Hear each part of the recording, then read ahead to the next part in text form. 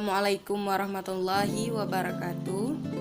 Kami dari kelompok 5 yang beranggotakan Doli Citra Pratiwi, Indah Dwi Rahayu, Rahayu Anzani yaitu saya sendiri, dan Putri Aprilila akan mempresentasikan hasil diskusi kami tentang psikofisiologis, somatoform, dan disosiatif. Yang pertama itu ada psikofisiologis. Psikofisiologis atau biasa disebut dengan psikosomatis adalah suatu gangguan fisik yang dialami seseorang dan pemicunya disebabkan oleh faktor psikologis. Nah, psikomatis ini berasal dari kata psyche yang berarti jiwa dan soma yang berarti badan atau tubuh, yang artinya gangguan fisik ini disebabkan oleh masalah psikologis. Kemudian apa itu psikosomatis? Psikosomatis berasal dari dua kata, yaitu psycho yang artinya psikis dan somatis yang artinya tubuh. Nah, dalam DSM edisi 4, istilah psikosomatis ini telah digantikan dengan kategori diagnostik faktor psikologis yang mempengaruhi kondisi medis. Kemudian, apa penyebab dari psikofisiologis? Nah, yang pertama itu, teori psikoanalisa mengatakan bahwa penyebab gangguan psikofisiologis adalah adanya konflik tertentu dan kondisi emosional negatif yang bisa memicu gangguan. Lanjut, menurut Alexander, setiap gangguan psikologis disebabkan oleh kondisi emosional yang berbeda-beda. Misalnya, impuls-impuls hostile yang ditekan menyebabkan kondisi emosional kronis dan menyebabkan hipertensi esensial. Dan yang terakhir, teori kognitif behavioral mengemukakan bahwa penyebab seseorang mengalami stres bukan hanya karena adanya ancaman fisik, namun bisa juga dikarenakan permasalahan di masa lalu, yang sekarang, dan kemudian kekhawatiran di masa yang akan datang. Nah, emosi negatif ini membuat sistem biologis tubuh menjadi tegang dan tubuh selalu dalam keadaan kondisi darurat dalam jangka waktu yang jauh lebih lama dari yang dapat ditanggung oleh setiap individu. Nah, kita lanjut ke jenis-jenisnya.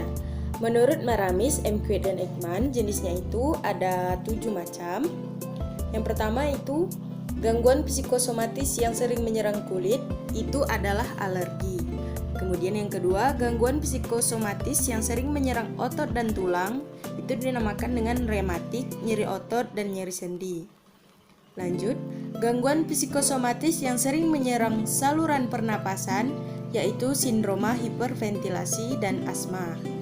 Dan yang keempat itu, gangguan psikosomatis yang sering menyerang jantung dan pembuluh darah adalah darah tinggi, sakit kepala vaskuler, sakit kepala vasospastik, dan migrain. Kemudian yang kelima, gangguan psikosomatis yang sering menyerang saluran pencernaan adalah sindroma asam lambung dan muntah-muntah. Kemudian yang keenam, gangguan psikosomatis yang sering menyerang alat kemih dan kelamin adalah nyeri di panggul, frigiditas, impotensi, ejakulasi dini, dan mengompol.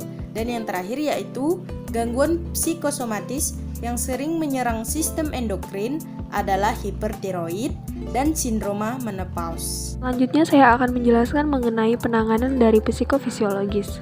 Pengobatan gangguan psikofisiologis pada dasarnya harus dilakukan dengan beberapa cara dengan mempertimbangkan pengobatan somatis atau berorientasi pada organ tubuh yang mengalami gangguan.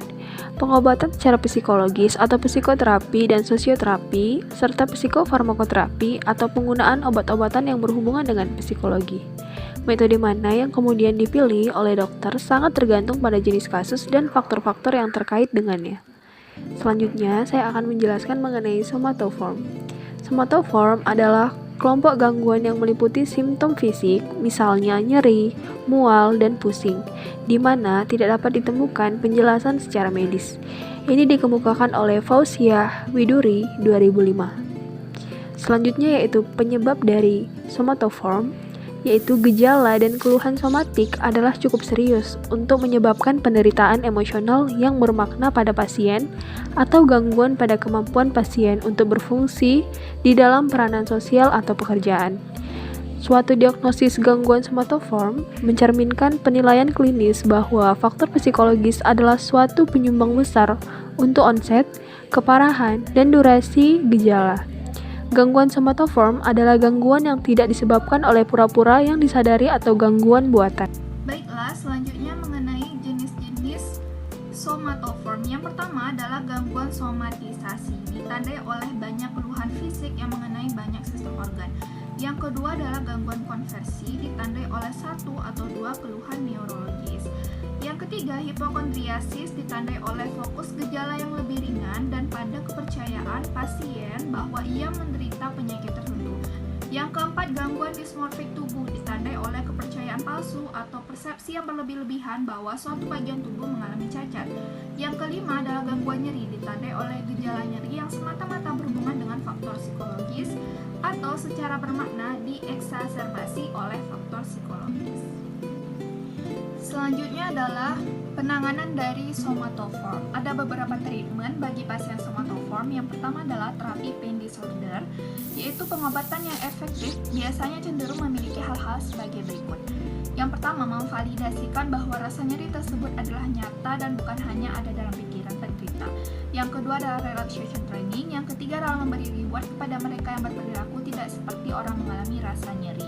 Nah, secara umum disarankan untuk mengubah fokus perhatian dari apa yang tidak dapat dilakukan oleh penderita akibat rasa nyeri yang dialaminya, tetapi mengajari penderita bagaimana caranya menghadapi stres, mendorong untuk mengerjakan aktivitas yang lebih baik, dan meningkatkan kontrol diri. Yang kedua adalah terapi hipokondriasis. Secara umum, pendekatan kognitif behavioral terbukti efektif dalam mengurangi hipokondriasis. Penelitian menunjukkan bahwa penderita hipokondriasis memperlihatkan biasnya kognitif dalam melihat ancaman ketika berkaitan dengan isu kesehatan.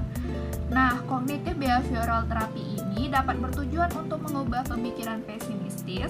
Selain itu, pengobatan ini juga hendaknya dikaitkan dengan strategi yang mengalihkan penderita gangguan ini dari gejala-gejala tubuh dan meyakinkan mereka untuk mencari kepastian medis bahwa mereka tidak sakit. Yang ketiga adalah terapi somatization disorder. Nah, para ahli kognitif dan behavioral meyakini bahwa tingginya tingkat kecemasan yang diasosiasikan dengan somatization disorder dipicu oleh situasi khusus. Akan tetapi, semakin banyak kebutuhan yang dibutuhkan bagi orang yang sakit setelah sekian lama, akan tumbuh kebiasaan akan ketergantungan untuk menghindari tantangan hidup sehari-hari daripada menghadapi tantangan tersebut sebagai orang dewasa. Nah, dalam pendekatan yang lebih umum mengenai somatization disorder ini, dokter hendaknya tidak meremehkan validitas dari keluhan fisik, tetapi perlu diminimalisir penggunaan tes-tes diagnosis dari obat-obatan, serta mempertahankan hubungan dengan mereka terlepas dari apakah mereka mengeluh tentang penyakitnya atau tidak. Kita masuk kepada pembahasan selanjutnya, yaitu disosiatif. Nah, disosiatif ini adalah kondisi yang ditandai oleh kehilangan sebagian atau seluruh integrasi normal ingatan masa lalu, kesadaran akan identitas dan penghayatan, serta kendali terhadap gerakan tubuh. Di antara 1-4 secara fisiologis ada kendali volunter atau sadar terhadap ketiga hal itu. Nah, gangguan disosiatif ini diperkirakan terjadi dalam masyarakat yang sistem sosialnya kaku, yang mencegah individu mengekspresikan perasaannya. Oke, kita lanjut ke faktor-faktor penyebab disosiatif. Faktor yang pertama yaitu predisposisi pembawaan berupa sistem syaraf yang lemah. Yang kedua, tekanan-tekanan mental atau stres yang disebabkan oleh kesusahan, kekecewaan, syok, dan pengalaman-pengalaman pahit yang menjadi trauma. Yang ketiga, ada disiplin dan kebiasaan hidup yang salah. Nah, hal inilah yang mengakibatkan kontrol pribadi yang kurang baik atau dapat memunculkan integrasi kepribadian yang sangat rapuh. Dilanjutkan dengan mempergunakan defense mekanisme yang negatif atau keliru dan maladjustment sehingga menimbulkan semakin banyak kesulitan. Yang terakhir, faktornya kondisi fisik atau organis yang tidak menguntungkan, misalnya sakit, lemah, lelah, atau fungsi-fungsi organik yang lemah, dan gangguan pikiran serta badan. Lalu, Pada gangguan disosiatif ini ada 4 jenis. Yang pertama itu amnesia disosiatif, fugue disosiatif, gangguan depersonalisasi, serta gangguan identitas disosiatif. Untuk penanganannya ada terapi. Terapi ini digunakan untuk amnesia disosiatif dan fugue disosiatif. Terapinya ini ada 3. Yang pertama, terapi kognitif, ada hipnosis, dan yang ketiga itu terapi somatik. Lalu untuk penanganan gangguan identitas disosiatif ini ada 3 terapi juga. Yang pertama itu terapi psikoanalis, yang kedua terapi movement desensitization dan reprocessing atau disingkat dengan EMDR. Yang ketiga ada terapi pemulihan kenangan. Nah, itu tadi hasil diskusi dari kelompok 5 tentang psikofisiologis, somatoform, dan disosiatif. Kepada teman-teman, jika ada yang ingin bertanya, kami silahkan. Sekian, terima kasih. Wassalamualaikum warahmatullahi wabarakatuh.